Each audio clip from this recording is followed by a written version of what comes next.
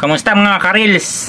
Paano nga ba mag-turn off ng remix o remixing sa ating reels kung ayaw mong ipa-remix ang iyong mga videos sa mga baguhang content creator po dyan? Kung gusto mong malaman, sundan mo lang ang video na to.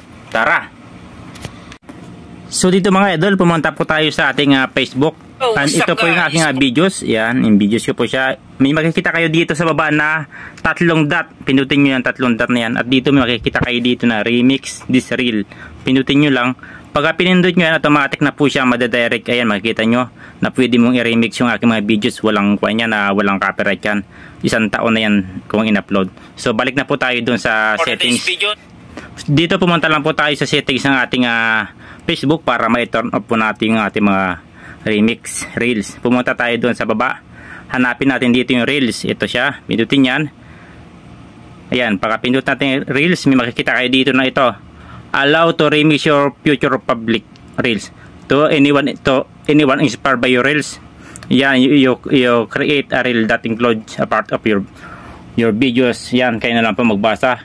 Kung ayaw nyo pong ma-remix yung mga reels, i-turn off nyo na ganon. So, hindi na po ma-remix yung mga reels.